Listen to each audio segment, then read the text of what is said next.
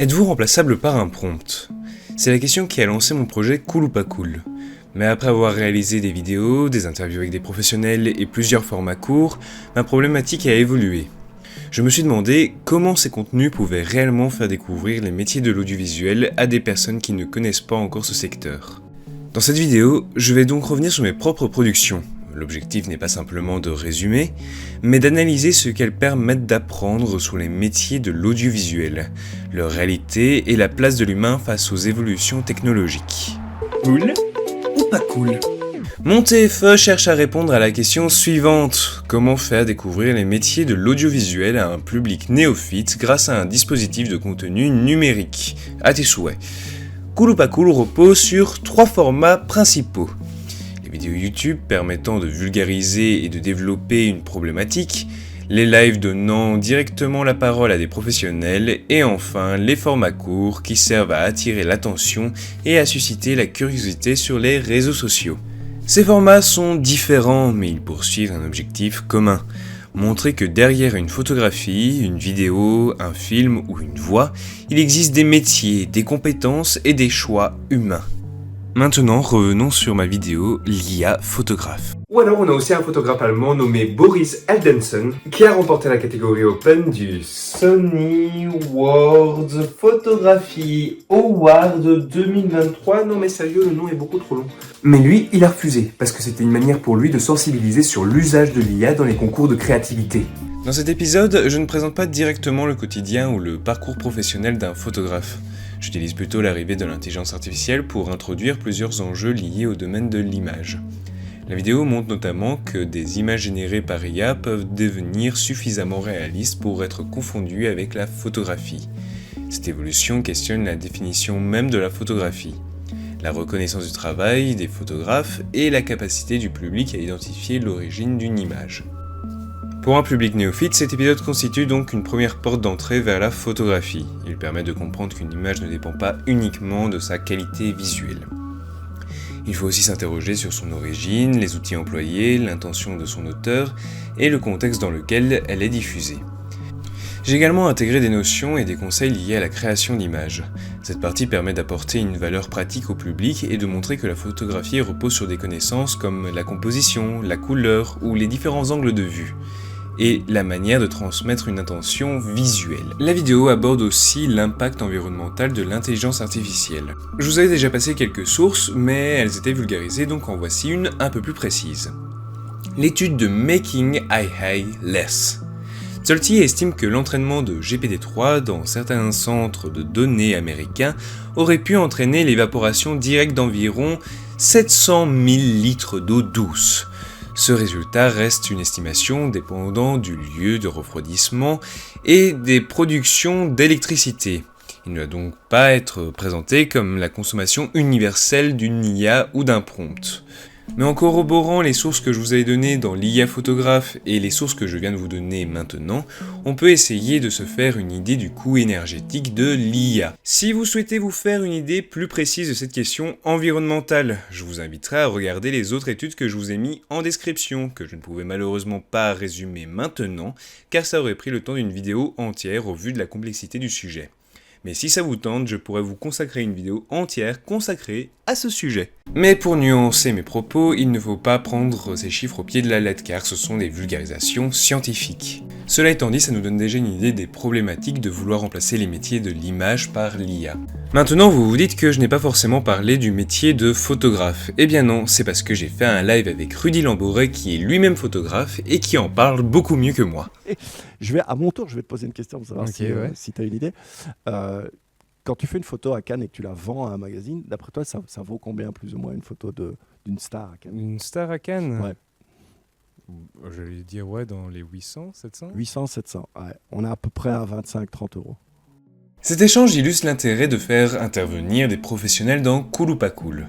Comme une partie du public néophyte, j'avais une représentation assez éloignée de la réalité économique du métier. J'imaginais qu'une photographie de célébrité prise non seulement au Festival de Cannes pouvait rapporter environ 700 euros. Dans l'exemple représenté par Rudy Lamboret, le montant annoncé était plutôt de 30. Il ne faut pas considérer ces montants comme des tarifs applicables à toutes les photographies ou à toutes les situations. Leur intérêt se trouve surtout dans l'écart entre ma réponse et celle du professionnel. Cet écart permet de déconstruire l'idée selon laquelle photographier une personnalité connue garantit automatiquement une rémunération élevée. Grâce à son expérience, Rudy apporte des informations concrètes sur la réalité économique du métier. Il montre qu'une valeur visible d'une photographie ne correspond pas nécessairement à ce que reçoit le photographe. Cet extrait permet ainsi d'aborder les éléments importants comme la rémunération, les conditions de vente, la concurrence et la reconnaissance du travail du professionnel. La séquence montre également pourquoi le format interactif peut être pertinent pour un public néophyte. La question invite d'abord le spectateur à formuler sa propre estimation. La réponse du professionnel vient ensuite confronter cette représentation à une réalité du terrain. Les enjeux servent donc d'accroche tandis que l'explication de Rudy apporte du contenu pédagogique. Mais on pourrait tout à fait retransposer ça au métier de la vidéo comme on avait fait avec Tristan Aquilina. Faire découvrir un métier ne consiste pas seulement à découvrir des idées reçues. Il faut aussi adapter ces informations au format consommé par le public cible. C'est ce que j'ai tenté avec les formats courts. Vrai ou faux, on peut tourner une scène de nuit en plein jour. C'est vrai. C'est vrai, donc ça s'appelle une nuit américaine. C'est un procédé qui consiste à faire passer une scène éclairée en plein jour pour la nuit. Petite anecdote, ça se faisait beaucoup quand les caméras n'étaient pas assez sensibles pour pouvoir tourner de plein de nuit. Ces extraits représentent le format court qui a obtenu le meilleur résultat parmi mes différents tests. Il fonctionne grâce à une question immédiatement compréhensible qui entre en contradiction avec l'intuition du spectateur. Le spectateur peut tenter de répondre avant d'entendre l'explication du professionnel. Il découvre ensuite la technique de la nuit américaine et plus largement certains choix réalisés pendant un tournage. Cet exemple m'a permis de comprendre qu'un format court ne doit pas être un simple extrait repris d'une vidéo longue. Il doit remonter autour d'une promesse claire, une question, une information surprenante, ou une technique utilisée par des professionnels dans un contenu que nous consommons tous les jours. Le format court possède aussi une limite. Il attire l'attention mais ne permet pas toujours d'expliquer un métier dans toute sa complexité. Son rôle est principalement de susciter la curiosité et de diriger le public vers un contenu plus développé. Après vous avoir parlé de plusieurs métiers, je voulais vous faire une petite section bonus qui sera sur le doublage. Car pour le moment, il y a une problématique qui est vraiment actuelle aux comédiens de doublage. C'est celle de l'intelligence artificielle qui pourrait être utilisée à la place des comédiens. Une voix ne se résume pas à un son. Le comédien doit interpréter un personnage, comprendre une intention, respecter un rythme et adapter son jeu à une scène. Deux comédiens peuvent prononcer exactement la même phrase tout en proposant des interprétations différentes. Une intelligence artificielle peut reproduire ou générer une voix, mais cette possibilité soulève des questions de consentement, de rémunération et de contrôle. Les dispositifs encadrant les répliques numériques montrent que ces problèmes sont déjà concrets pour les interprètes. Les débats ne portent pas donc uniquement sur la capacité technique de l'IA, mais aussi sur les droits des personnes dont la voix ou l'apparence peuvent être reproduites. Plus largement, l'Observatoire européen de l'audiovisuel indique que l'IA peut soutenir la créativité et simplifier certains processus, tout en soulevant des risques liés au déplacement d'emploi, aux droits d'auteur et à la protection des données, à la responsabilité et à la transparence. Pour que vous ayez un exemple concret, je vous ai choisi un extrait de la chaîne Move qui laissait la parole à Aline Chetaille sur ce sujet. Dis Aline, il y a des phrases à enregistrer à nouveau. Écoute, ne viens pas. On fait en IA et puis on te paye. Mais je me suis aperçue d'un truc. Si je dis OK, par exemple à ce genre de contrat, donc qui paraissent réglo parce que on te dit voilà, on va te faire l'IA va faire à ta place telle phrase ou je sais pas. Est-ce que je sais quelle phrase je vais dire?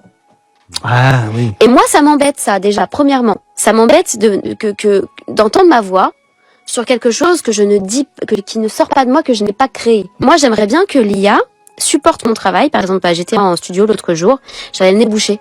Qu'une IA m'aide à, peut-être, quand je me trompe un petit peu de mots, à faire des petites corrections, qu'elle me soutienne, qu'elle soit avec moi, qu'elle puisse peut-être améliorer quelque chose. Mais la création, l'émotion, tout ça doit venir de moi, ça peut pas être autrement. La question n'est plus simplement l'IA peut-elle reproduire une voix ou une image. Il faut également demander qui a donné son accord, qui contrôle les résultats, qui est rémunéré et quelle place reste-t-il à l'interprétation humaine. Si ce genre de sujet vous intéresse, je vous inviterai donc à regarder la chaîne YouTube et TikTok de Donald Renew, qui parle de doublage avec son émission Stream VF, et il soutient notamment le doublage en soutenant et publiant les vidéos du mouvement Touche pas à ma VF. Mais des comédiens comme Christian Clavier ont un tout autre avis. Ils pensent que l'avancée de l'IA peut être bénéfique, comme avec la synchronisation labiale, que ça permettrait de pouvoir s'exporter en Amérique et régler des problèmes de budget. Le problème, c'est que la profession qui tourne autour de l'industrie du doublage représente environ 15 000 personnes, mais Christian Clavier explique. Alors, c'est désolant pour les doubleurs, mais il faudra qu'ils se reconvertissent dans autre chose. Les films que je fais se vendent très souvent à l'étranger, donc j'ai des gens très bien qui me doublent en Allemagne, en Italie, mais quelque part je vais être aussi plus content moi de ne pas être doublé et que je joue moi dans ces films-là. Il faut quand même le penser aussi sur le plan artistique, c'est pas inintéressant. Alors, avez-vous plus l'avis des comédiens comme Adeline Chotaille ou l'avis des comédiens comme Christian Clavier? Je vous laisse l'écrire en commentaire. Merci d'avoir regardé cette vidéo. N'hésitez pas à écrire votre avis sur celle-ci en commentaire, non vraiment j'insiste, et je vous dis à la prochaine.